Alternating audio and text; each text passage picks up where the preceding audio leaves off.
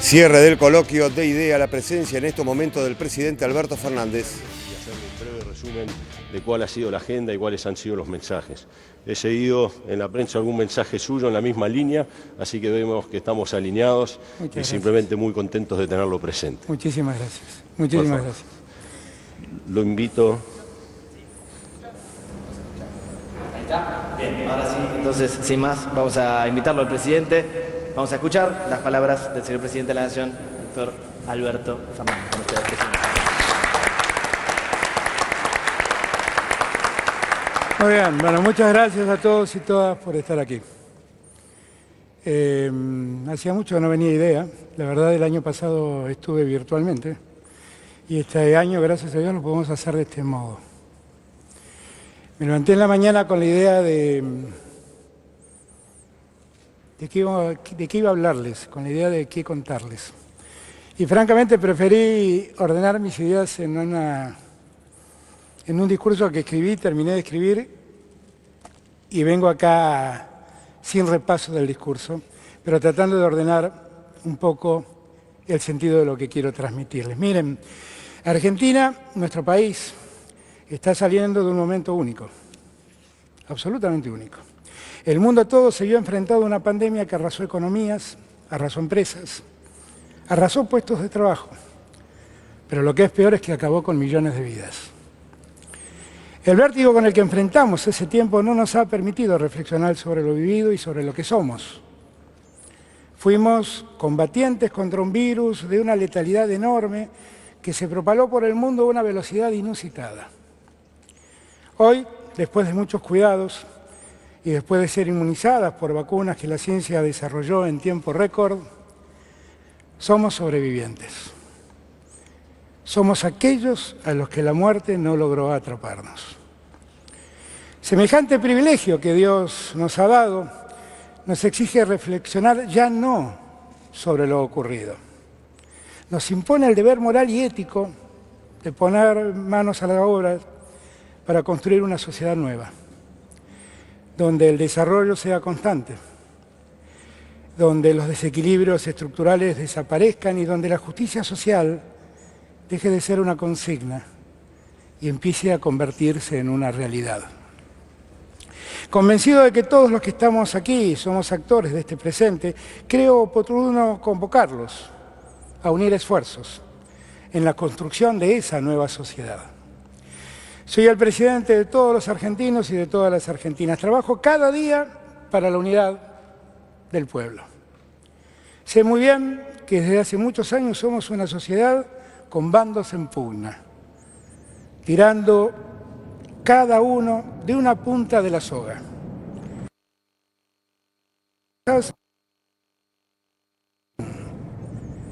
Tirando cada uno para su lado, solo logramos inmovilizarnos como sociedad. Asumí el gobierno el 10 de diciembre del 2019 con el espíritu franco de convocarlos a todos a tirar la soga para el mismo lado. La pandemia, desatada tan solo 99 días después aquí en Argentina, volvió a convertir a nuestra sociedad en dos sectores en pugna. Y de repente, poco a poco, volvimos a quedar enfrentados en bandos diferentes.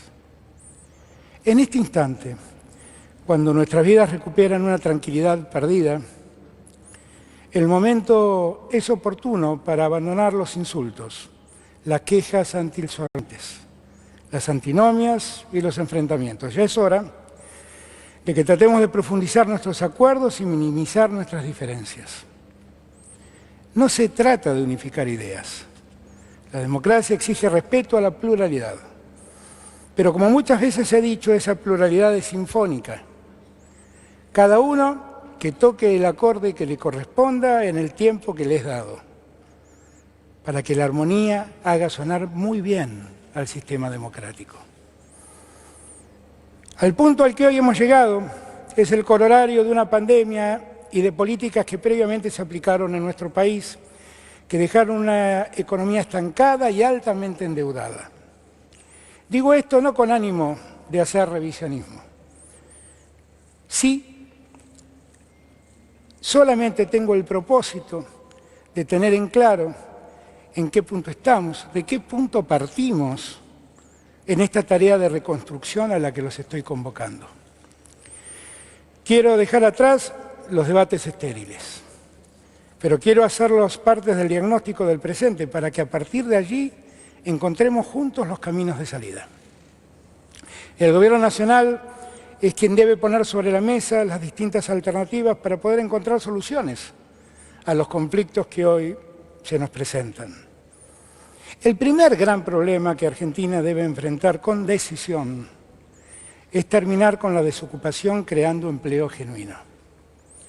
Debemos trabajar con toda firmeza para que cada argentino y cada argentina encuentre en el siglo XXI un lugar donde trabajar y ganar dignamente el sustento diario para su familia. La asistencia del Estado no puede ser el remedio para la falta de empleo. La asistencia del Estado a los sectores más postergados es solo un paliativo para sobrellevar la pobreza. No es posible perpetuar esta realidad que definitivamente debe avergonzarnos. No existe otro remedio que la inversión privada que asocia al capital y al trabajo para lograr un desarrollo sostenible en nuestra sociedad. Esa ha sido nuestra convicción desde siempre. Permítanme contarles una experiencia personal que a menudo repito, pero que me ayuda a explicar mejor esta mirada que tenemos. Cuando uno recorre el país haciendo campaña, tengo bastantes campañas electorales en mis espaldas, miles de personas se nos acercan con una carta en la que cuentan sus angustias y piden lo que necesitan. En el año 2003, cuando con Néstor Kirchner hacíamos campaña, esas cartas nos pedían una y otra vez un plan.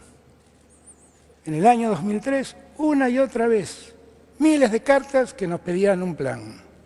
Por entonces, más de 2 millones de personas eran beneficiarias de un programa llamado Jefes y Jefas de Hogar. Durante los 4 años y medio del gobierno de Néstor Kirchner, Argentina creció a un promedio anual del 7% y se crearon más de 2 millones de empleos. Esto permitió que al dejar el gobierno en diciembre del 2007, los planes sociales se habían reducido a un número cercano a los 400.000. De más de 2 millones, cuando dejamos el gobierno con Néstor, quedaban 400.000 planes sociales. Ese año fui el jefe de la campaña que llevó a Cristina a su primera presidencia. También hicimos actos y también recibíamos miles de cartas y notas que la gente nos daba en esos encuentros. Entonces advertí que ya nadie nos pedía planes. Ahora nos pedían mejores condiciones de trabajo. En los 8 años en que Cristina fue presidenta, el empleo siguió creciendo. En total, se generaron más de 1 millón de puestos de trabajo. El desempleo se redujo a poco más del 5%, un número que muestra más la rotación en el empleo que el desempleo real. El número de planes sociales se había reducido a menos de 200.000. Pero hubo un dato más llamativo. Para el 2015, cuando Cristina terminó su mandato, nadie pedía ni planes ni trabajo. ¿Cuál era el reclamo de entonces? El reclamo era que los asalariados no pagaran impuestos a las ganancias. Qué diferencia, ¿no? Los menos de 200.000 planes que dejó Cristina al concluir su mandato se multiplicaron en los 4 años subsiguientes. El 10 de diciembre de 2019, al asumir mi mandato, casi 800.000 planes se distribuían en Argentina. De menos de 200.000, estábamos en diciembre del 2019 en casi 800.000 planes sociales. La apertura indiscriminada de las importaciones, la caída sostenida del consumo y el cierre de 23.000 pequeñas y medianas empresas aparejaron un incremento preocupante de la desocupación y de la pobreza. Quiero decir con esto que si algo caracterizó al espacio político que hoy gobierna la Argentina es la promoción de la inversión empresaria y la creación del empleo. Con ese mismo espíritu actuamos hoy. Por eso estamos disponiendo a través de un decreto marco un sistema que posibilite que los que hoy son beneficiarios de planes sociales puedan ser empleados en la actividad privada sin perder ese derecho. Necesitamos impulsar el empleo registrado. 3 actividades económicas ya han avanzado en cumplir ese objetivo. Primero, fue en la ruralidad, donde impulsamos que quienes tienen planes se conviertan en trabajadores rurales, tan importantes a la hora de cosechar. Después avanzamos en la misma senda con la construcción. Y ayer mismo dimos otro paso en el mismo sentido, con la actividad gastronómica y hotelera. Cambiar planes por empleo. Ese debe ser nuestro primer objetivo. De este modo, estaremos combatiendo frontalmente a la pobreza que hoy ha sumido a millones de familias argentinas. Nosotros siempre hemos cuidado el empleo formal. La asignación para el trabajo y la producción es una prueba cabal de lo que digo. Sostuvimos a miles de empresarios abonando parte de los sueldos de quienes allí trabajaban. Seguimos haciendo lo mismo hoy, aportando los repros en las actividades que aún necesitan del auxilio del Estado. Crear empleo es algo que también debemos abordar en forma conjunta. Debemos hacerlo sin estigmatizaciones, no debemos ver al trabajo como un costo, sino como una inversión. He oído en los últimos tiempos muchos reclamos para ponerle fin a las indemnizaciones por despidos. ¿Agua habrá? Se repite la idea, una y otra vez, de generalizar esquemas indemnizatorios que sirven a sectores que tienen una alta tasa de rotación de empleo y también de informalidad. La construcción o los textiles son ejemplos de lo que digo. Hasta aquí no hay ninguna evidencia que muestre el éxito de esas lógicas. Estos modelos siempre se inspiran en sistemas que existen en países nórdicos o en Australia. Y nos lo cuentan. Ahora, déjenme repasar con ustedes un poco esos sistemas. David Card acaba de recibir el Premio Nobel de Economía. Estudió precisamente los efectos de las indemnizaciones sobre la economía de Austria. Y concluyó que las indemnizaciones tienen efectos positivos. Lo más importante del aporte de Card es que demostró que el sistema laboral, con mayor o menor flexibilidad, en nada altera el comportamiento del trabajador. Así se concluye que no es cierto que los trabajadores con mayores derechos se vean incentivados a ser despedidos. Veamos qué pasa en los países nórdicos en esta materia, porque muchas veces son citados como ejemplos esos países nórdicos. Veamos lo que pasa en Finlandia. En Finlandia, por ejemplo, el despido sin causa está penado con entre 3 y 24 salarios. Y el sindicato debe intervenir en el conflicto de manera obligatoria. Las multas aplicadas por despidos arbitrarios llegan a los 35.000 euros. Y estas condiciones se imponen a todas las empresas que tengan más de 20 empleados, es decir, a las pymes. En Dinamarca, los empleados fuera de convenio son protegidos ante el despido sin causa. Los costos indemnizatorios oscilan entre 6 y 12 meses de salario. Y en todos los casos, el sindicato debe intervenir en la solución del conflicto. En Noruega no hay indemnizaciones por despido sin causa, es cierto. Allí no hay indemnizaciones, pero para que alguien pueda ser despedido, el empleador debe contar con la anuencia del empleado, con la anuencia de su abogado y con la anuencia del sindicato. En ese contexto, el empleado despedido invariablemente sigue cobrando su sueldo hasta que la justicia homologa la decisión del despido. Una economía que crece, produce y exporta necesita de una fuerza laboral bien paga y protegida en sus derechos. Eso es lo que creo. Con este sistema laboral se crearon en Argentina 4 millones de empleos entre el año 2002 y el año 2015. Las medidas de excepción que hemos tomado, la prohibición de despidos y la doble indemnización, deben ser entendidas de ese modo, como medidas de excepción, no como reglas. Han sido dispuestas en un momento único y no van a sostenerse en el tiempo. En el mismo sentido, hemos tomado varias de las medidas que ustedes, en este mismo seminario y en el documento de trabajo, han planteado. El plan Te Sumo rebaja cargas patronales para las pymes y subsidia parte del salario para las empresas que tomen jóvenes de entre 18 y 24 años. La Ley de Economía del Conocimiento reduce cargas patronales en un 70% para todo el sector y también elimina retenciones a las exportaciones.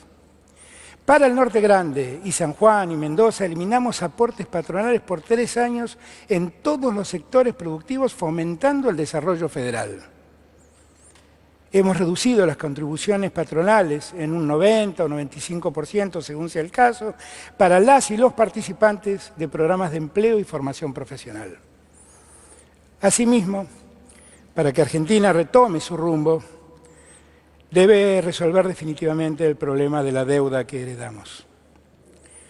En parte, hemos resuelto la cuestión acordando con los acreedores privados. Hemos preservado que el acuerdo no postergue a los más necesitados y le permita a Argentina poder recuperarse. Hemos ganado tiempo y logramos una reducción de la deuda de más de 37.000 millones de dólares.